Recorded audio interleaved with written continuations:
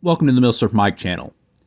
This video will not be about a Milsurp, but a modern gun that was released in the last 2 years, the Ruger 57 or 57. I'm going to refer to it as the 57. For years, FN kept a monopoly on pistols produced for the round they created in the 1990s and started selling to civilians in 2004 in the 57. Early on my channel, I did a regular car review style parody on the FN 57 where I went over an abridged history of the pistol. Since FN was the only one making a pistol for the round for many years, they were able to keep the price up. While it's a cool pistol to have, to me it's nothing more than a novelty, as there are a few issues that would keep me from considering carrying it. If someone would come out to the market with a good quality pistol that shot the 5x7 by 28mm round and sold it for a decent price, they'd sell a lot of pistols, as many have always wanted to shoot this round, but couldn't see paying well over $1,000 for a pistol that shoots a $1 per round, not easy to find ammo. Ruger would finally break this monopoly on this pistol by releasing the Ruger 57 in 2020, and since its and the release of the Kel-Tec P50, there seems to be much more of this ammo available on the shelves. Alright, let's do a quick tabletop comparison between the Ruger 57 and the FN 57. I'm just going to call this 57 to make the nomenclature a little easier between the Ruger and the FN so I don't have to say the whole thing.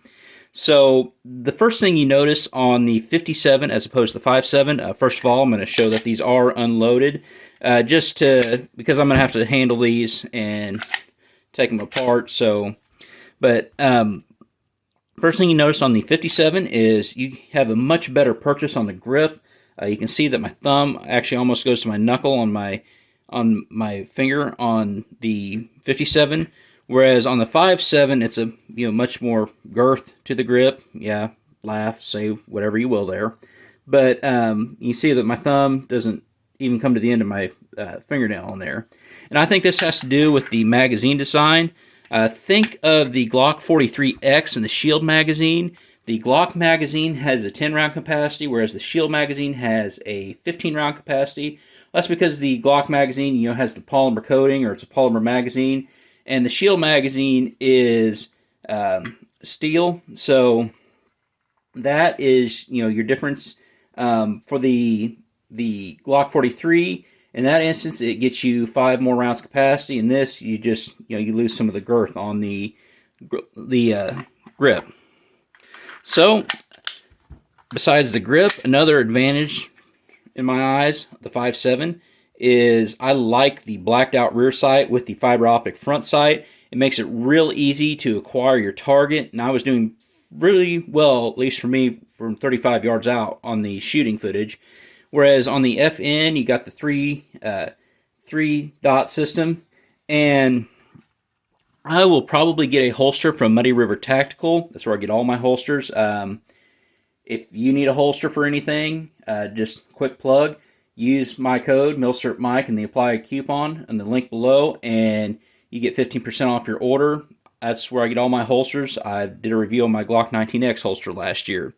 But anyway, on one of the bigger channels, Paul Harrell, when he did a comparison between the two, one thing he talked about was in holstering it, his 5.7 wouldn't keep zero, and he'd have to keep re-zeroing it, whereas it seemed like his 57 would keep zero. So take that for what you will. I know most of us in the gun tuber world have the utmost respect for Paul Harrell, so I'm not going to knock what he says. It is something I want to kind of test that hypothesis on, though, a little bit. So I talked about the sights and the grip. Another feature that I like on the Ruger compared to the FN is I don't like the safety placement on the FN. If you're holding it two-handed, you got to use your offhand to flick the safety on and off, or one-handed. I don't like that you have to use your trigger finger to flick the safety on and off with. Whereas on the Ruger, it's at a more natural placement. It's ambidextrous, so it's basically like the 1911 safety.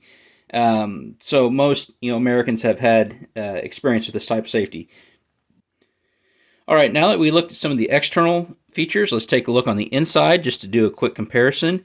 The takedown on both of these are very simple. They say you don't need any tools on the Ruger, but this is still fairly new. So just to punch this out a little bit, I use my magazine here to push that out. So you want your slide rack back, push that out, and it comes straight up. Got your spring and captive guide rod, your barrel, and that's fairly simple. And actually the FN is, if you can get more simple than that, the FN is actually even more simple. You just pull it back a little bit, pull that switch back, that comes straight up, and you actually have your spring around your barrel in the FN 5.7. Now, the Ruger overall is just a tad heavier than the 5.7, even though in the hand it almost feels lighter to me anyway. One thing you do get though is you do get a little extra barrel length in the 5.7 or in the 57 compared to the 5.7. Not much, but I guess every little bit helps. I think on Paul Harrell's video he got 1 foot per second average more out of the 57 or the 5.7, so it didn't really make that big a deal. One thing is you know it is not striker fired, but it is internal hammer fired. Both of these are. So they're single action only, internal hammer fired. The one thing that another big YouTuber pointed out, Military Arms Channel, he pointed out that this isn't drop safe, and Ruger even points that out in their owner's manual, which I will put a closer picture of this up here. They're saying when you carry it, don't carry with one in the chamber. Well, if I'm going to carry a gun, I'm definitely going to keep one in the chamber.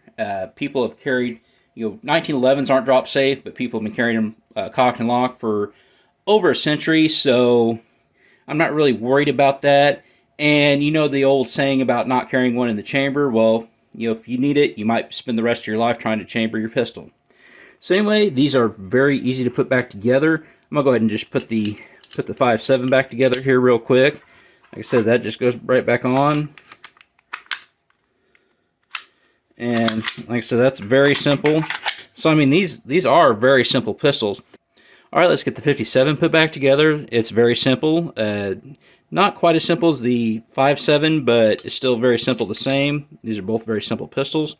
You just put your barrel in there, and that's one thing that kind of shocked me is there's no place to really, captive. It just sits in there, and it's your spring and guide rod that actually just holds the barrel in place. So there's no captive place to put your barrel in.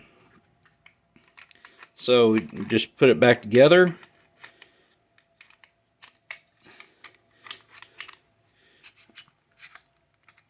Hold that. Now, if you have trouble doing that, you got to move your barrel back in a little bit to get that up. Push that, and your pistol is back together. So, if you like what you've seen so far, please give me a like below. Otherwise, let's talk about how well this pistol shot. I'm sure with the release of the Ruger 57, you saw many of the big gun tubers do reviews on their T&E guns. I even bought mine in 2021, but wanted to make sure I had enough ammo to give it a good run, as well as comparison to the FN 5.7. Also, usually when I'd go out, I'd pass it over to take milsurps that I needed to shoot for shooting footage to do videos on. Now I wish I'd have taken it out earlier, as I absolutely love shooting it. I can hit my steel target all day from 35 yards out, as the fiber optic sight paired with the blacked out rear sight makes target acquisition quick. There's little felt recoil, and if I had enough ammo, this would be a fun gun to shoot all day. And this is where I should discuss whether or not I consider carrying it. With the pistol not being drop safe, you must carry it with the manual safety on, and I've become too used to having no manual safety on my Glock. While the 20 round capacity is nice, I have 17+1 on the Glock and 19+1 if I use the larger heeled magazine, and with 5.7, ammo is an issue. The civilian ammo you get is really not for much more than plinking. I shot the Hornady-made SS-197 SR FN ammo and some 40 grain Federal American Eagle Full Metal Jacket ammo, and neither of these would be appropriate for self-defense. There is self-defense ammo out there, but you're still only sending a 22 caliber bullet at 1,650 feet per second, whereas my Fort Scott munitions is double that mass and traveling at nearly 1,400 feet per second. And plinking ammo for the 9mm is much cheaper. That also leads me to one last point about the ammo overall. The 5.7 round has a dry lubricant, which is going to make making any ammo for it expensive, so don't count on the price going down. Ammo discussion aside, the Ruger 57 is a superior pistol to the FN57 in my humble opinion. Click on the end cap if you want to see my thoughts on the FN pistol with a regular car review style parody review. Please join the GOA and get a discount at the link in the description. Thank you for watching, and as always, have a great day.